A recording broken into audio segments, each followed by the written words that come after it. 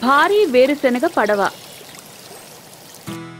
ఒకానొక సమయంలో వేమవరం అనే పేరుగల గ్రామం ఉండేది. ఆ గ్రామంలో దాదాపుగా అందరూ రైతులే. వారందరూ వ్యవసాయ పనులు చేస్తూ ఉంటారు. ఆ గ్రామంలో మార్కెట్ లేదు. అందువల్ల గ్రామస్తులందరూ ధాన్యం అమ్మడానికి నగరానికి వెళ్లేవారు. నగరానికి వెళ్లాలంటే వారు ఒక నది గుండా ప్రయాణం చేసి వెళ్లాలి. ఆ గ్రామంలో నారాయణకి మినహా ఎవరి దగ్గర పడవ లేదు. ఈ విషయాన్ని అవకాశంగా తీసుకుని నారాయణ దోచుకోసాగాడు. పడవలో ధాన్యం తీసుకువెళ్లడానికి గాను నారాయణ గ్రామస్తుల నుంచి ఒక్కో బస్తా ధాన్యం తీసుకునేవాడు. నారాయణ ఇంటికి సమీపంలో రామయ్య పొలం ఉంది. రామయ్య ఈసారి వేరుశెనగ పంట పండించాడు. అయ్యా, ఈ వేరుశనగ పంటను నగరానికి తీసుకుని వెళ్ళాలి. అలాగే అలాగే, పడవకు ఛార్జీగా ఒక బస్తా నివ్వు. సాయంత్రానికి నీ వంతొస్తుంది. అయ్యా, నాది చాలా చిన్న పొలం అయ్యా. కేవలం 4 బస్తాల పంట మాత్రమే నా చేతికొచ్చింది. ఛార్జీగా ఒక బస్తానిచ్చే స్తోమత నాకు లేదయ్యా. నా దగ్గర ఏమైనా డబ్బులిచ్చే చెట్టుందనుకున్నావా? పడవకి ఛార్జీలవుతాయి, అర్థమైందా? ఒక్క బస్తా, అందులో మార్పు లేదు. ఇవ్వగలిగితే ఇవ్వు, లేదంటే ఇక్కడి నుంచి వెళ్ళు. ఇక్కడికి చాలా మంది వస్తూ ఉంటారు. వెళ్ళు వెళ్ళు. అయ్యా, నా ఆవుకి జబ్బు చేసిందయ్యా. ఈ రోజు నేను ఆ పంట నమ్మకపోతే నా ఆవు చనిపోతుందయ్యా. అరే, నీలాంటి వాళ్ళు 10 మంది వస్తుంటారు. వాళ్ళందరినీ తీసుకుని వెళ్తానా? వెళ్ళు వెళ్ళు ఇక్కడి నుంచి. రమణను అక్కడి నుంచి నెట్టేశాడు నారాయణ. ఇక చేసేదేం లేక మనసులో బాధపడుతూ ఇంటికి చేరుకున్నాడు. ఇంటికి వెళ్ళాక చూస్తే సమయానికి వైద్యం చేయించకపోవడం వల్ల ఆవు చనిపోయింది. రామయ్యకి ఆవంటే చాలా ఇష్టం. అందువల్ల ఆవు కళేబరాన్ని అతని పొలంలోనే పూడ్చిపెట్టాడు. మరుసటి రోజు ఉదయం రామయ్య పొలంకి వెళ్లి చూడగా ఆవుని పూడ్చిపెట్టిన ప్రదేశంలో ఒక వేరుశెనగ మొక్క పెరిగింది. అరే, ఈ మొక్క ఇక్కడ ఎలా పెరిగింది అనుకుని రామయ్య ఆ మొక్కని పైకి లాగడానికి ప్రయత్నించాడు. ఈ మొక్క ఇంత బలంగా ఎలా ఉంది? ఒక్కసారి తవ్వి చూస్తాను అనుకుని రామయ్య ఆ మొక్క దగ్గర తవ్వడం మొదలుపెట్టాడు. అతనికి అక్కడ ఒక పెద్ద వేరుశెనగ కనపడింది. ఇంత పెద్ద అద్భుతం ఖచ్చితంగా నా ఆవు వల్లే జరిగింది.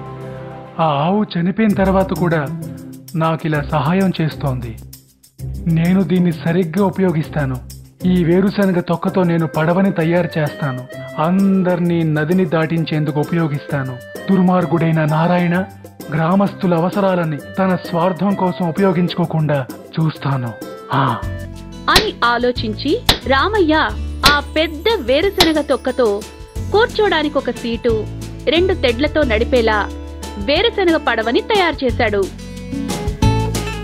అంతేకాక చాలా తక్కువ డబ్బులకే నదిని దాటించడం మొదలుపెట్టాడు. వేరుశనగ పడవ, రండి బాబు రండి, ఛార్జీ కేవలం 10 రూపాయలు మాత్రమే. రండి బాబు, నదిని దాటండి, కేవలం 10 రూపాయలు మాత్రమే. వేరుశనగ పడవ మీద ఆసక్తితోనూ మరియు చాలా తక్కువ ఛార్జీ అవడం వలన గ్రామస్తులందరూ రామయ్య యొక్క వేరుశనగ పడవలోనే ప్రయాణించడం మొదలుపెట్టారు. దీనివల్ల నారాయణ యొక్క వ్యాపారమంతా పడిపోయింది. చిచ్చి, ఈ మూర్ఖుడు నారాయణ వల్ల నా వ్యాపారం మొత్తం నాశనమైంది. నేను ఏదో ఒకటి చేసి వాడిని నా దారి నుండి తప్పుకునేలా చేయాలి. వాడి వేరుశనగ పడవని తగలపెట్టేస్తాను. వెదురు లేనిదే వేణువెలా వస్తుంది, పడవ లేనిదే వాడెలా నడుపుతాడు? ఇలా ఆలోచించిన నారాయణ ఆ రాత్రి వేరుశనగ పడవకి నిప్పంటించాడు.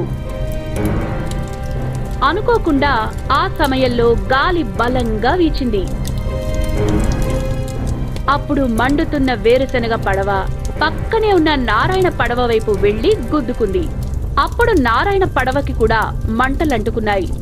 అది గమనించిన నారాయణ దాన్ని ఆర్పడానికి ప్రయత్నించేలోపు 2 పడవలు పూర్తిగా కాలిపోయాయి.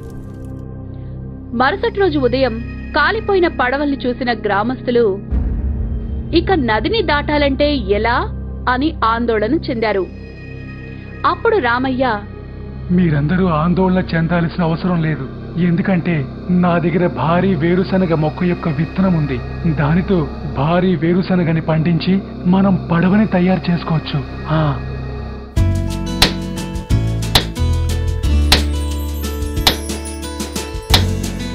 క్రమక్రమంగా రామయ్య భారీ వేరుశనగ పంటను పండించి వేరుశనగ పడవలో ఎగుమతి చేయడం ప్రారంభించాడు. నారాయణ యొక్క వ్యాపారం అతని దురాశ కారణంగా శాశ్వతంగా ముగిసిపోయింది. మరి ఇలాంటి మంచి మంచి పద్యాలు, పాటలు, కథలు చూడాలనుందా? ఇంకెందుకు ఆలస్యం? వెంటనే మీ అమ్మా నాన్నలకు చెప్పి మాకు సబ్స్క్రైబ్ చేయించరా? ఈలోగా మేము మీకోసం బోలెడు వీడియోలను తయారు చేసే ప్రయత్నంలో ఉంటాం. అంతవరకు సెలవా మరి. టాటా.